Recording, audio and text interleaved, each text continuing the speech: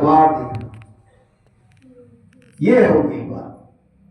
राज है तो राज की बात, राज क्या है कि जो दाहिना भाग है वो गंगा है,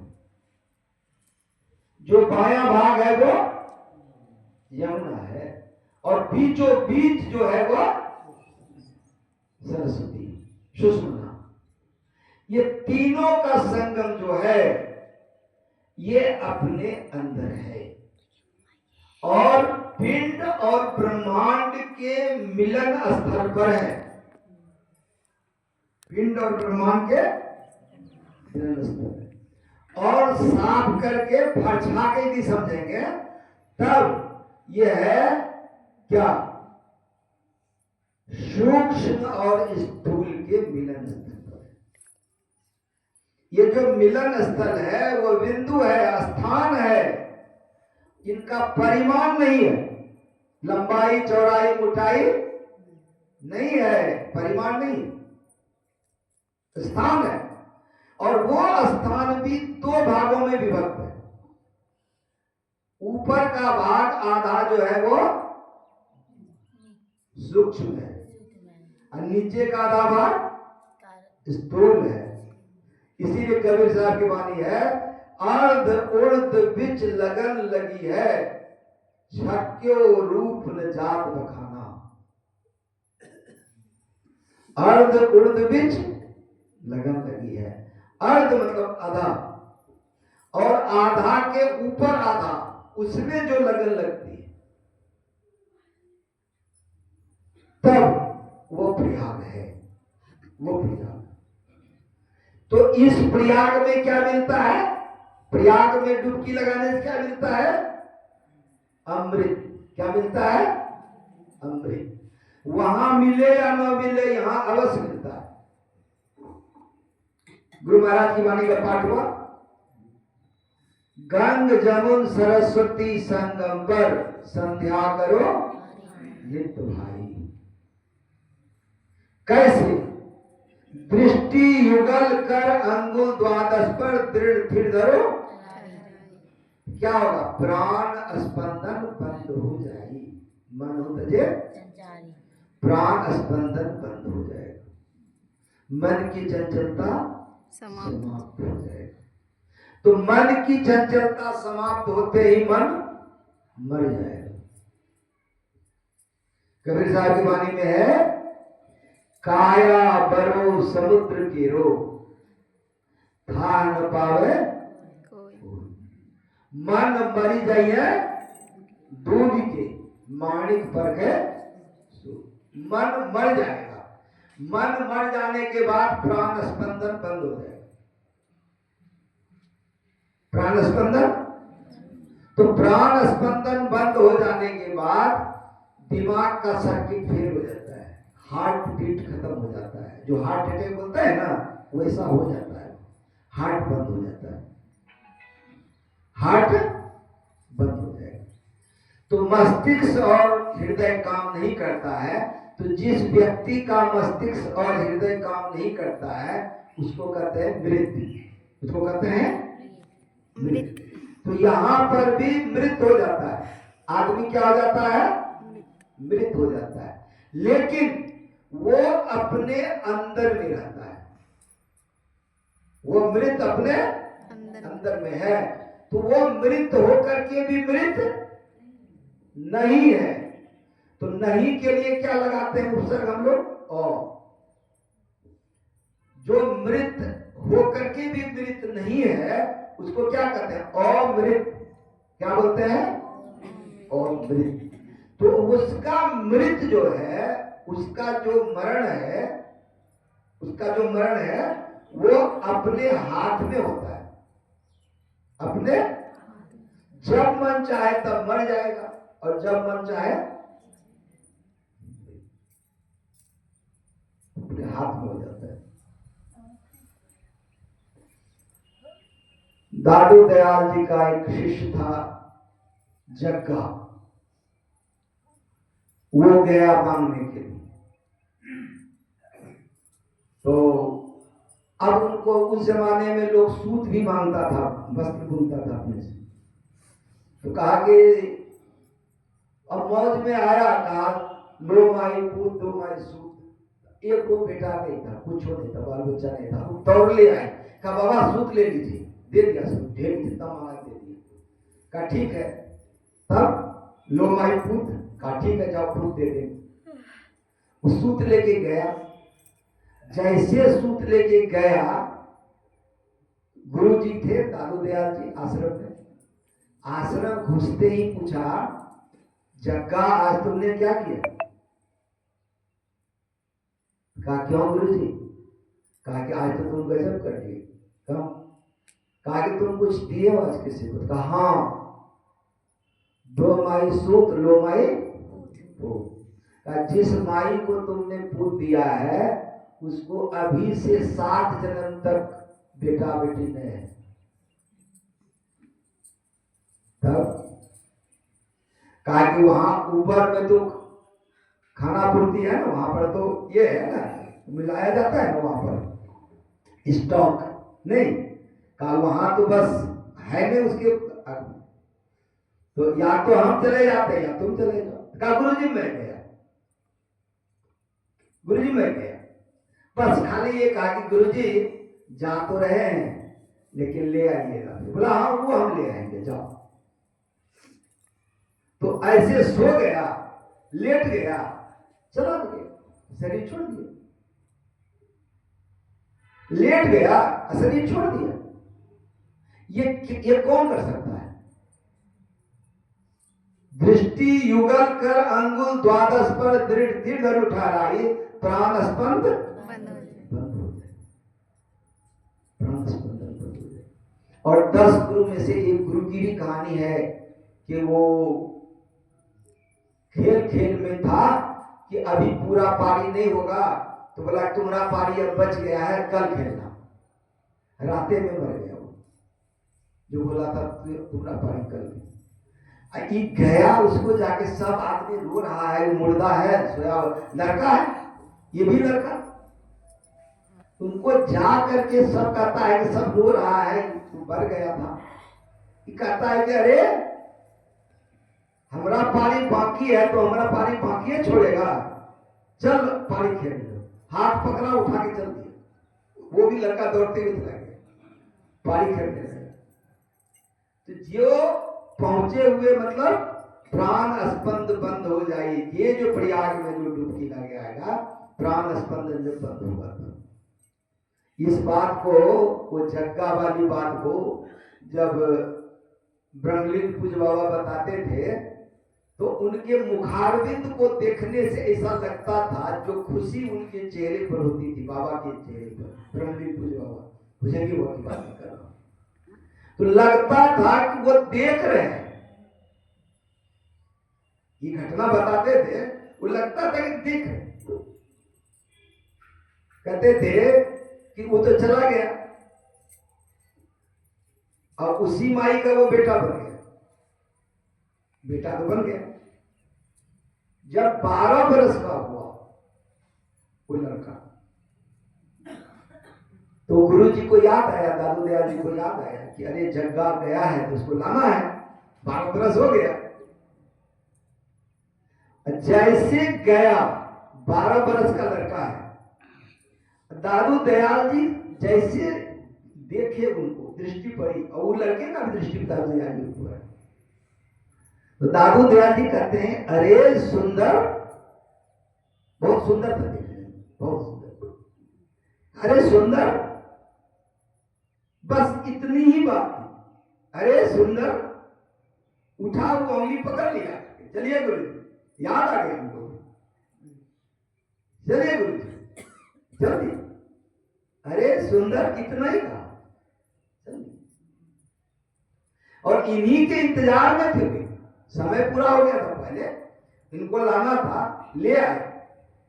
और ला करके उनके बड़े गुरु भाई थे आश्रम में, रजब दासी नाम था, रजब दासी। उठे, रजब दासी के हाथ में सुंदर दासी के हाथ को उन्होंने दे दिया। कहा कि देखो तुम संभालो इनको, मैं चला।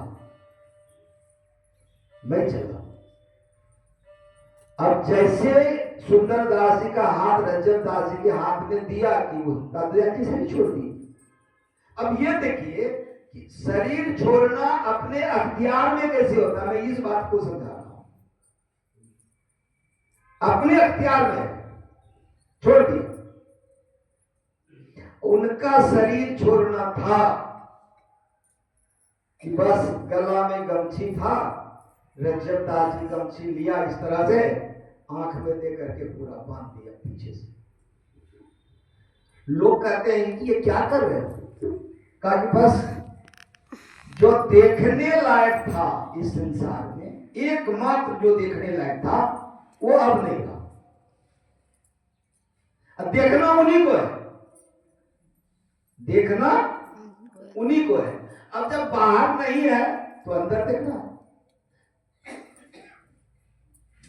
जब बाहर नहीं है तो अंदर देखना है, उन्हीं को देखना है। देखने लायक वही है, पूजा करने लायक गुरु मूर्ति नहीं, और मंत्र मूलक गुरु वाक्य, जो गुरु ने कह दिया वही मंत्र है। पूजा करने लायक उन्हीं की मूर्ति है और कुछ नहीं है। और देखिए गुरु भाई का जो निर्वहन है, क्या क्या निर्वहन।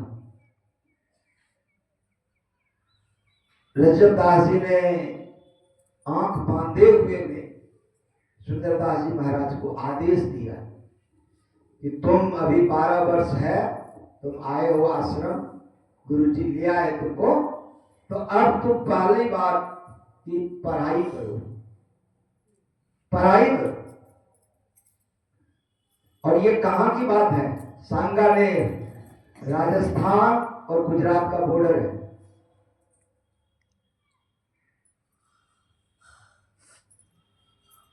अब सांगानेर से उसको कहा कि पढ़ाई करो, पढ़ाई करो मतलब पढ़ने का स्थान एक ही हुआ करता था, बनारस, काशी का, काशी जाओ, विद्वानों के बीच रहो, पढ़ो।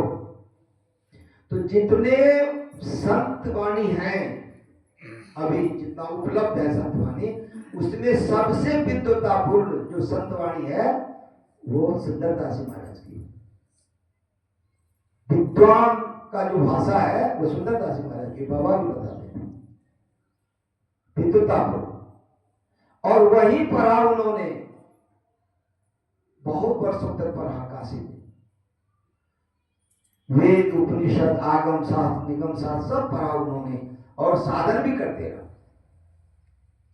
अब देखिए क्या लगाव होता है गुरु भाइयों की, अंतर से जो लगाव होता है। सांगानेर में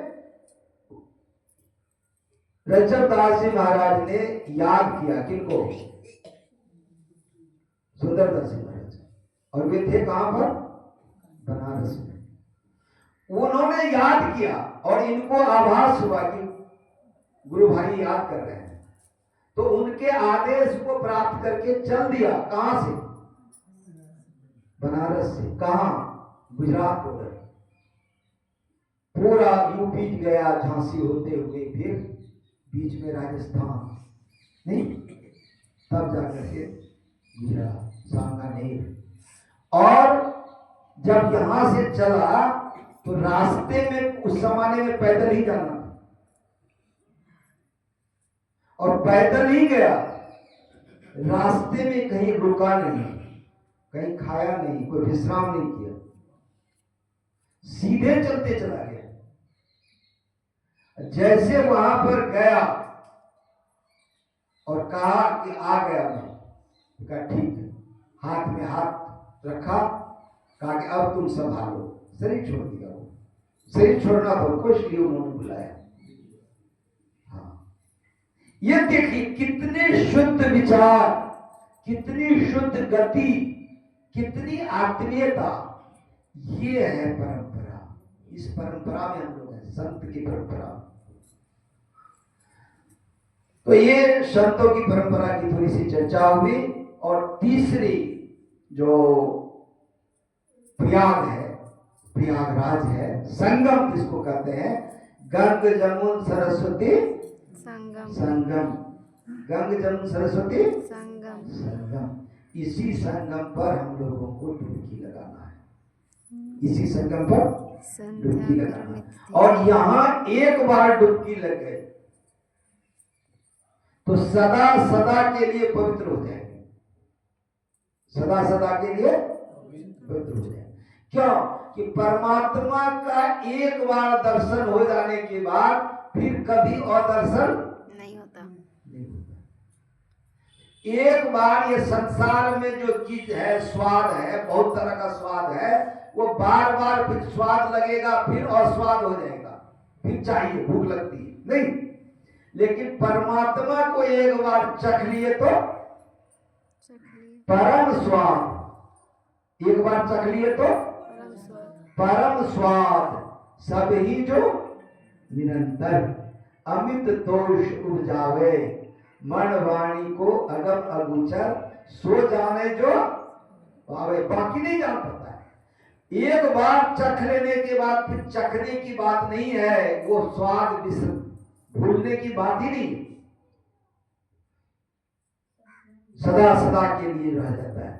तो ऐसी त्रिवेणी में, ऐसे संगम में स्नान करने के लिए प्रेम चाहिए।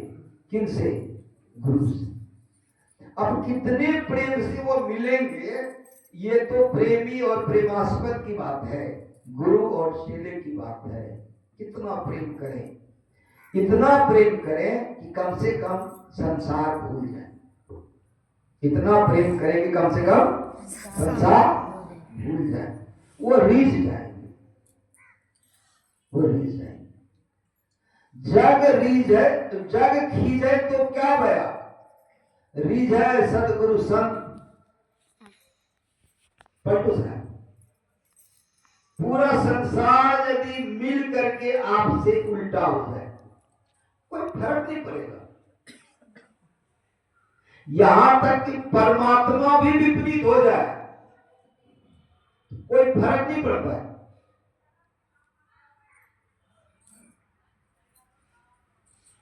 गुरु राजी तो सब करता राजी, काल कर्म की चले न वाली, गुरु राजी तो करता।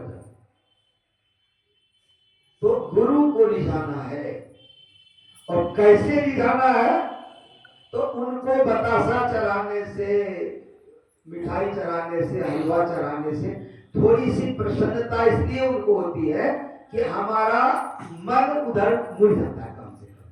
नहीं, हलवा चढ़ाने का होने से क्या होता है? कम से कम सूजी, चीनी,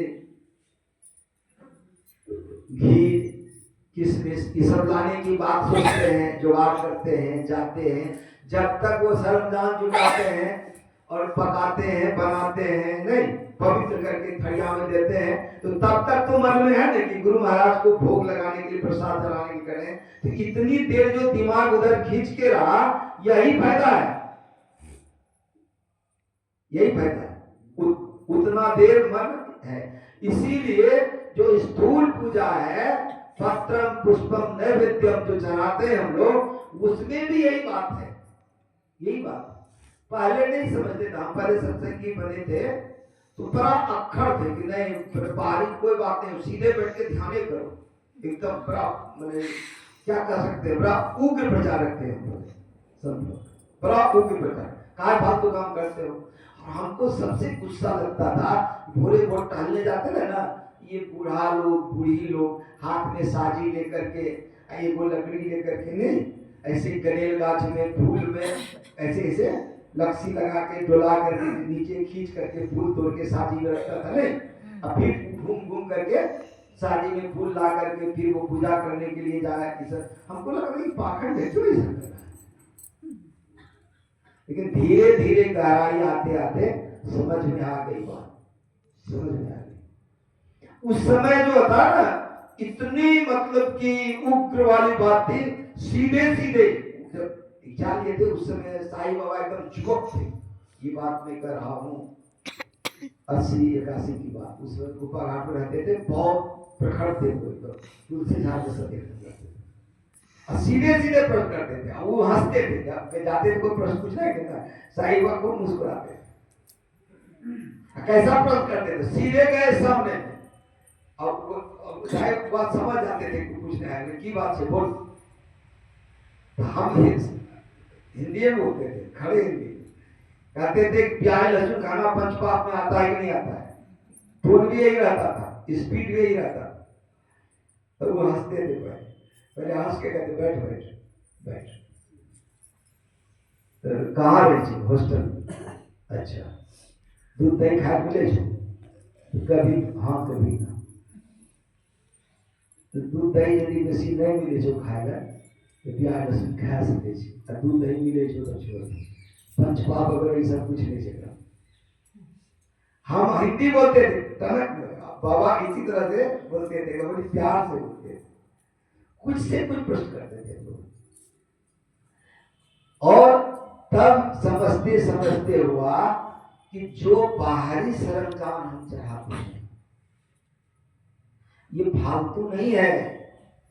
ये जो किस्सा कहानी कहते हैं ये भी फालतू नहीं है। ये मन लगाने का, हर आदमी को सीधे सीधे ब्रह्म ज्ञान को उलिस दो और ब्रह्म ज्ञान में ही समझेगा नहीं, मुश्किल मुश्किल। बाहरी तब गुरु महाराज का जब प्रवचन सुने तब गुरु महाराज कहे कि देखो बाहरी भक्ति जो है, जो सगुण भक्ति है वह है पैर, जो आंतरिक भक्ति है, जो निर्गुण भक्ति है वह है सिर। न तुम पैर काट के चल सकते हो, न सिर काट करके जी सकते हो। ये गुरु महाराज के प्रवचन को आप सत्संग सुधा में पढ़िएगा, खूब मिलेगा ये बात कि न पैर काट के चल सकते हो, न सिर काट के जिंदा रह सकते हो। इसीलिए दोनों चाहिए। सगुण भक्ति से शुरू है और निर्गुण भक्ति से अंत है, विस्तार है। दोनों चाहिए, सगुण भक्ति भी चाहिए और निर्गुण भक्ति भी चाहिए। इसीलिए जैसे बने तैसे करो कमाई, धर चरण विश्वास। 20-25 मिनट ज्यादा भी हो गया। कितना बजे? हाँ हो गया 15-20 मिनट। तो रविवार है, भजन भी होगा। नहीं, तीनों प्रिया की चर्चा लगभग हो गई। और ये चर्चा में खर्चा कुछ नहीं लगता है, खर्चा लगता है करने में। नहीं, कोई बात का चर्चा करे कि पूरी बनाएंगे, बुनिया बनाएंगे, खाजा बनाएंगे, भेना बनाएंगे, कच्चा पक्का भी देंगे, नहीं आलू गोभी का दम भी देंगे, नहीं बेगुन भाजा भी देंगे, तो हो गया, चर्चा हो गई। नहीं, जब खाने का इंतजाम करेगा कोई आदमी सरजमीन पर जाके तब वहां खर्चा होगा। चर्चा में कोई खर्चा नहीं है। कर दिया, आप भी सुन लिए, समझ भी गए, लेकिन करने लगिएगा तब असली मशक्कत लगेगा, असली मेहनत होगा। अगर मेहनत होगा तो उसका कुछ फायदा भी होगा। इसीलिए सत्य मत सुनने में समझने में जितना है फायदा, करने में और ज्यादा फायदा है। अगर कुछ प्राप्त हो गया तो कहना ही क्या है।